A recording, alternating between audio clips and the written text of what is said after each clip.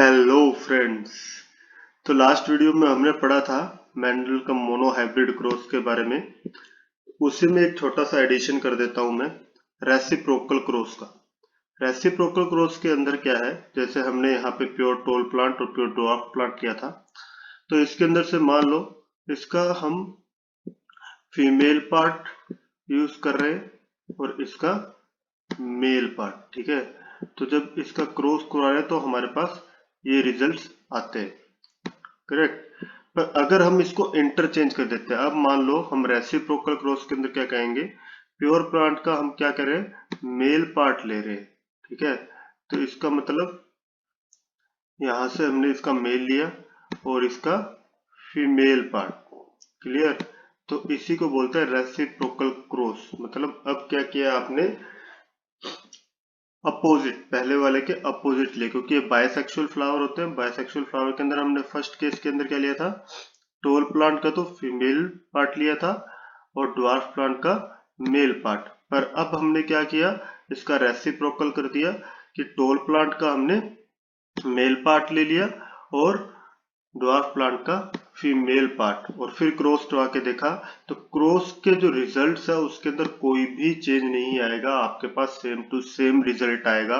तो same result आ रहा है, तो इसका मतलब क्या है कि ये इस पे डिपेंड नहीं करता कि किसका मेल पार्ट ले रहे हो किसका फीमेल पार्ट ले रहे हो, ठीक है। तो इसलिए मैंने यहाँ पे पहले शो नहीं किया था।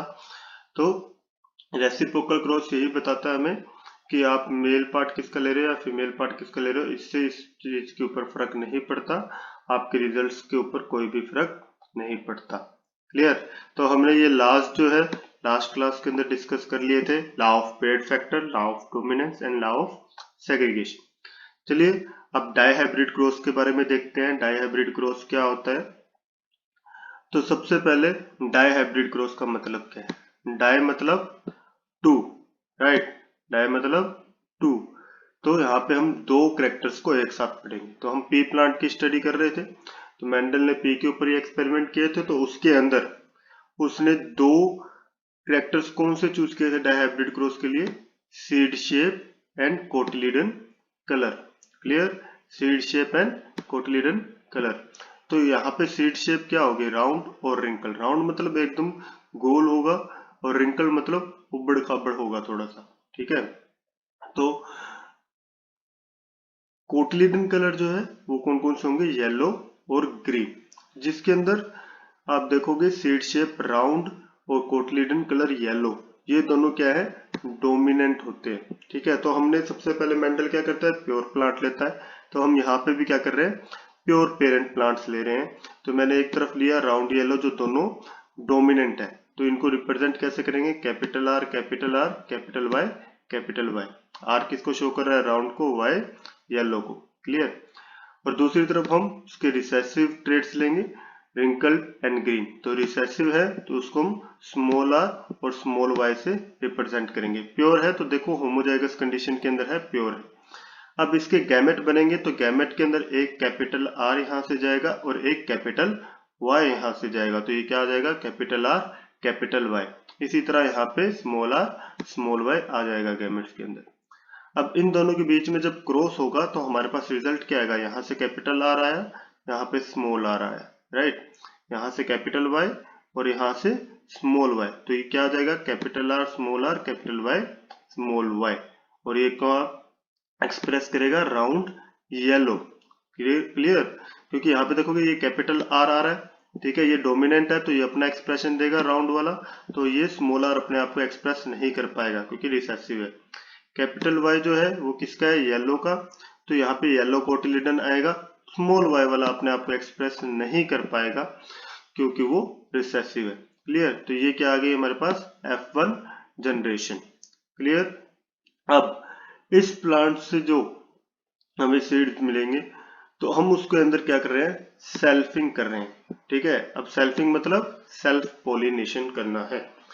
तो सेल्फ पोलिनेशन करेंगे तो सबसे पहले हमने यहाँ पे क्या किया, राउंड येलो ये मेंशन कर लिया दोबारा, ठीक है। सेल्फिंग कर रहे हैं तो सेम प्लांट के अंदर है तो सेम ही जीनोटाइप होगा।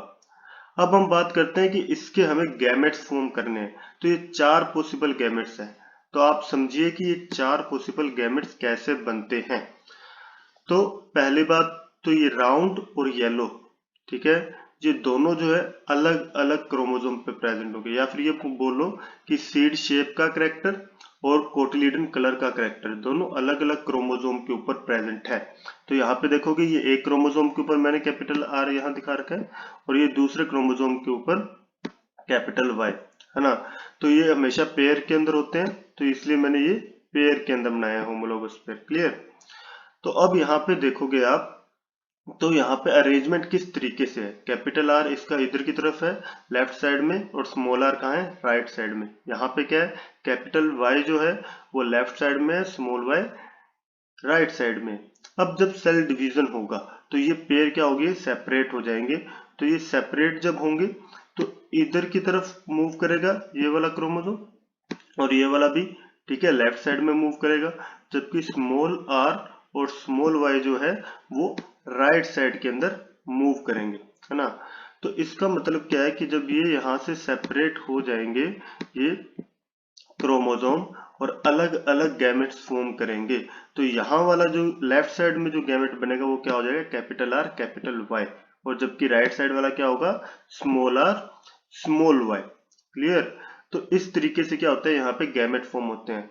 अब हम सारी पॉसिबिलिटीज लेके चलेंगे। अगर मान लो क्रोमोसोम्स का अरेंजमेंट इसका अपोजिट हो जाए, मतलब स्मॉल आर अब लेफ्ट साइड में आ गया, कैपिटल आर जो है वो राइट साइड के अंदर आ गया, तो अगर अरेंजमेंट इस तरीके से होता है तो क्या होगा, तो इस केस में क्या होगा, जब ये क्रोमोसोम सेपरेट होंगे यहाँ से और अलग अलग मूव करेंगे गैमेट्स के अंदर, तो अब इधर की तरफ लेफ्ट साइड की तरफ आपको कौन सा गैमेट मिलेगा, स्मॉल आर और कैपिटल वाई, राइट। और इधर की तरफ राइट साइड के ऊपर कौन सा मिलेगा, कैपिटल आर स्मॉल वाई। तो इस तरीके से हमारे पास क्या है, 4 पॉसिबिलिटी आ गई गैमेट्स की। तो जब भी आप capital R capital Y small Y के गैमेट्स बनाएंगे तो 4 पॉसिबल गैमेट्स इसके है, तो आप चारों के चारों लिखोगे। तो क्योंकि दोनों तरफ सेम है तो दोनों तरफ 4 गैमेट फॉर्म होंगे। मेरे ख्याल से आपको क्लियर है क्यों मैंने यहाँ पे 4 अलग अलग गैमेट्स लिखे हैं, capital R capital Y small R capital Y small R small Y. अगर आप इसी सीक्वेंस में लिखोगे बहुत आसान हो जाएगा। देखो यहाँ पे लिखा हुआ है कैपिटल आर, उसके साथ एक बार कैपिटल वाई लगाना है, फिर उसके साथ स्मॉल वाई लगाना है, फिर स्मॉल आर लेके चलोगे, स्मॉल आर के साथ कैपिटल वाई लगाओ, उसके साथ स्मॉल वाई लगाओ, तो आपके पास गैमेट्स रेडी हो जाएंगे। क्लियर। तो ये याद करने के लिए भी आसान हो जाएगा आपके लिए। अब देखते हैं इसका क्रॉस कैसे करना है। तो यहाँ पे इसका क्रॉस मैं आपको दिखाता हूँ। तो मैंने वही राउंड येलो लिया है और ये आपको यहाँ पे गैमेट्स शो कर दिए। क्लियर। तो उसके बाद मैंने यहाँ प्यूनेट स्केयर बनाया। प्यूनेट जो साइंटिस्ट ने ये स्केयर दिया था, तो इसके अंदर मैंने क्या कहा था, एक तरफ फीमेल गैमेट्स मेंशन कर लो, दूसरी तरफ मेल गैमेट्स मेंशन कर लो। तो आपने यहाँ देखोगे दोनों तरफ क्योंकि सेम ही है, सेल्फ पोलिनेशन करवा रहे हैं, तो एक तरफ मैंने यहाँ मेंशन कर दिया सीक्वेंस में और दूसरी तरफ भी मेंशन कर दी। अब आप ऑर्डर अगर यही रखोगे तो आपके पास रिजल्ट कैलकुलेट करने में बहुत आसानी हो जाएगी। अगर आप इसको आगे पीछे करोगे तो आपके पास रिजल्ट हो सकता है, रिजल्ट तो वही आएगा पर कैलकुलेशन में थोड़ा वक्त लग जाएगा। देखो कैसे आसान है ये समझो। यहां से आप देखोगे ऊपर से क्या आ रहा है कैपिटल आर और इधर लेफ्ट साइड से भी क्या आ रहा है कैपिटल आर, ऊपर से आया कैपिटल वाई और लेफ्ट साइड से भी क्या है कैपिटल वाई। तो यहाँ पे क्या बन गया, capital R capital R capital Y, right. अब जो यहाँ पे कैपिटल आर आ रहा है, कैपिटल आर किसको शो करता है, राउंड शेप को, तो यहाँ पे राउंड लिखा हुआ है मैंने देखो। और कैपिटल वाई किसको शो करता है, येलो कोटिलीडन को, तो मैंने यहाँ पे क्या शो कर दिया, राउंड येलो। इसी तरीके से आगे चलेंगे, ऊपर से आया कैपिटल आर, लेफ्ट साइड से आया कैपिटल आर, ऊपर से आया स्मॉल वाई और साइड से आया कैपिटल वाई। तो यहाँ पे देखो मैंने क्या लिखा, capital R capital R capital Y small Y. अब ध्यान रखना है डोमिनेंट वाला जो अलील है वो हमेशा पहले लिखना है और रिसेसिव वाला बाद में, है ना। यहीं पे गलती करते हैं कुछ बच्चे। तो कैपिटल आर क्या हो जाएगा, राउंड, और क्योंकि यहाँ पे एक कैपिटल वाई आ गया तो ये कैसा होगा, येलो, राइट। इस तरीके से जब आगे आप प्रोसीड करोगे तो सभी आपको यहाँ पे ये टेबल पूरी फिल हो जाएगी। अगर मैं यहाँ पे लेके चलता हूँ, ये देखो ऊपर से आया कैपिटल आर, इधर साइड से आया कैपिटल आर, कैपिटल आर तो इसकी वजह से ये राउंड हो गया। ऊपर से आया कैपिटल वाई और इधर लेफ्ट साइड से आया स्मॉल वाई, तो ये क्या होगा येलो, क्योंकि एक इसके पास क्या रहा है कैपिटल वाई, तो इसकी वजह से ये राउंड येलो शो करेगा। समझ में आ रहा है? इसी तरह अगर इसमें चेक करो, ऊपर से आया कैपिटल आर, ठीक है, और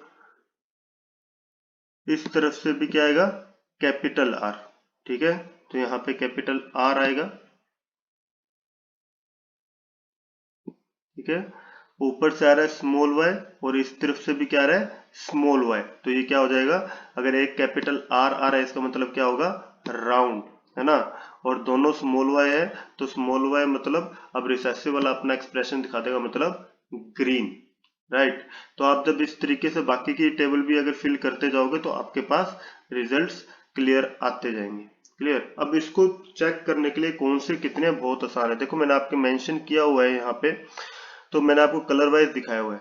तो अगर आप देखोगे इस ट्रायंगल के अंदर, अगर आप इस ट्रायंगल के अंदर देखोगे तो यहाँ पे आपको सारे के सारे क्या दिख रहे हैं राउंड येलो, तो ये मैंने कलर से भी शो किया हुआ है येलो कलर से, ये सारे के सारे यहाँ पे क्या है राउंड येलो आएंगे। तो राउंड येलो का ये नंबर कितना है टोटल 9 है, ठीक है, मैंने यहाँ पे लिखा हुआ है। अब जो राउंड ग्रीन देखोगे, अगर नेक्स्ट ट्रायंगल बनाओगे इसके कॉर्नर के ऊपर, तो ये जो कॉर्नर के ऊपर कौन से आ रहे हैं राउंड ग्रीन आ रहे हैं, ठीक है, तो मैंने राउंड ग्रीन यहाँ कितने लिखे 3। उसके बाद देखो ये अगला ट्रायंगल बनाओ, ये क्या है रिंकल्ड येलो, तो ये भी कितने हैं 3।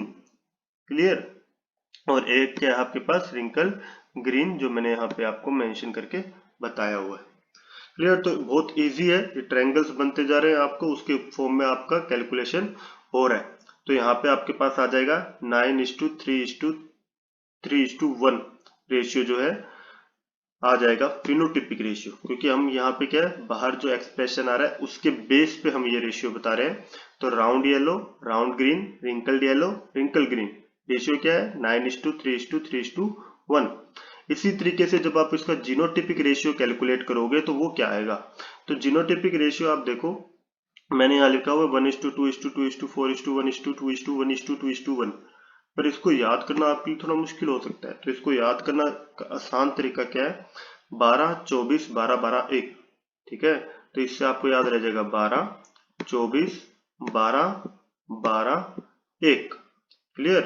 तो ये आपका याद करने की ट्रिक है। अब ये शो क्या कर रहा है 1 2, ये जीनोटाइप शो कर रहा है, जैसे ये लिखा हुआ है capital R capital R capital Y, तो ये कितने हैं ये एक ही है, तो इसलिए एक लिखा हुआ है, ठीक है। इसी तरीके से आप कैलकुलेट करोगे capital R capital Y small Y, ये कितने हैं 2 है, ठीक है। 4 कौन से हैं capital R small R capital Y small Y, ये कितने हैं 4, देखो बीच वाली लाइन के अंदर आ रहे हैं चारों, तो ये 4 है। इसी तरीके से जब आप बाकी सारे कैलकुलेट करोगे तो आपके पास जीनोटिपिक रेशियो ये आ जाएगा। क्लियर। आपको बता दूं ये यहाँ पे मेंशन किया है मेल और फीमेल, अगर इनका रेसिप्रोकल कर देते हो तब भी कोई फर्क नहीं पड़ेगा, क्योंकि सेम ही गैमेट्स है तो रिजल्ट आपके पास सेम ही आएंगे। Clear. Next, law of independent assortment इस क्रॉस के बेस पे मेंडल ने दिया था।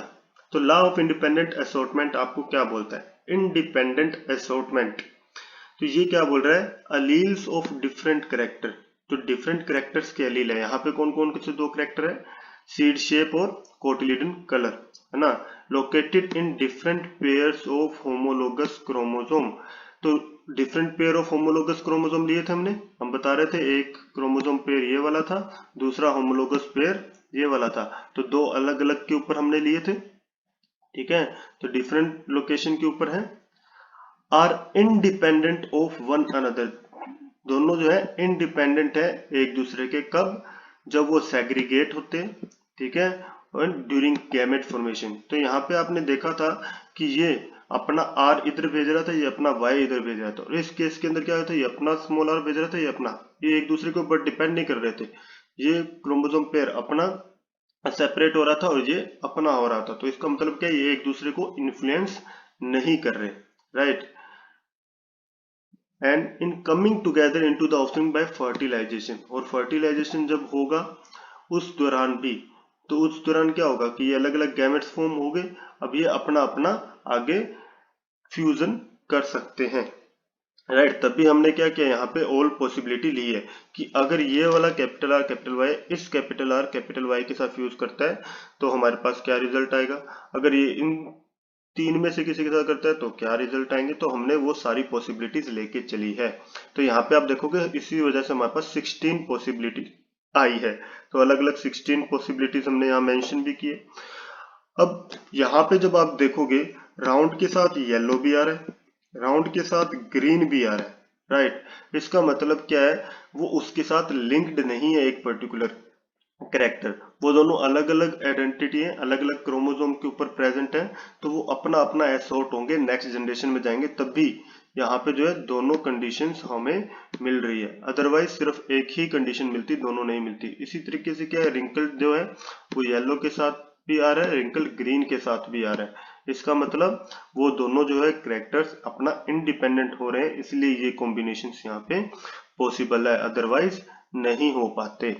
क्लियर। तो ये क्या है, law of independent assortment. Clear. पर अगर आप ये देखोगे कि अगर जीन्स लिंक्ड होते हैं या फिर कुछ मिक्सिंग शो करते हैं, ब्लेंडिंग शो कर देते हैं, इनकम्प्लीट डोमिनेंस, को डोमिनेंस, ये सब शो करते हैं, उस केस के अंदर ये लॉ ऑफ डोमिनेंस डिसप्रूव हो जाता है, ये गलत हो जाता है। तो आगे जो साइंटिस्ट ने स्टडी की थी उसके अंदर उन्होंने बताया था कि लॉ ऑफ इंडिपेंडेंट असॉर्टमेंट को डिसप्रूव कर दिया था, इसको गलत साबित कर दिया था। ठीक है ना। तो मेंडल का जो लॉज है, लॉ ऑफ डोमिनेंस और लॉ ऑफ इंडिपेंडेंट असॉर्टमेंट, इनको जो है आगे चलकर कुछ साइंटिस्ट ने, क्योंकि कुछ और डिस्कवरीज हुई थी स्टडीज के साथ, जैसे लिंकेज का कंसेप्ट आया था, ब्लेंडिंग का आ गया था, मल्टीपल एलिज्म, प्लियोट्रोपिक इफेक्ट, ऐसे बहुत सारे और चीजों का पता लग गया था, जिसके बाद ये जो लॉज हैं गलत प्रूफ हो गए थे। पर लॉ ऑफ सेग्रीगेशन जो है यूनिवर्सल लॉ है, वो हमेशा एप्लीकेबल होता है। तो ध्यान रखना, अगर आपसे पूछा जाए यूनिवर्सल लॉ कौन सा है मेंडल का, तो वो क्या है, लॉ ऑफ सेग्रीगेशन। ठीक है, जो हमने पहले पढ़ा था, जो ये क्या कहता है कि गैमेट फॉर्मेशन के दौरान जो पेड फैक्टर है वो सेपरेट हो जाते हैं। तो यहाँ पे भी आप देखोगे ये पेड फैक्टर थे, ये सेपरेट हो रहे हैं गैमेट फॉर्मेशन के दौरान। क्लियर। तो ये क्या है आपका डाइहाइब्रिड क्रॉस। अभी जो नेक्स्ट वीडियो हम देखेंगे उसके अंदर हम पढ़ेंगे कि किस तरीके से ये जो जीन्स आगे जा रहे हैं पर ये अपना एक्सप्रेशन कैसे दिखाते हैं। एक ट्रेड जो होता है वो अपने आप को एक्सप्रेस करता कैसे है, मतलब हमने बोल दिया कि जीन्स ये है, ऐसे चले गए और इधर से ये आ गया एक्सप्रेशन, पर ये आता कैसे है एक्सप्रेशन, उसकी बात हम नेक्स्ट वीडियो में करेंगे। Okay, thank you and have a nice day.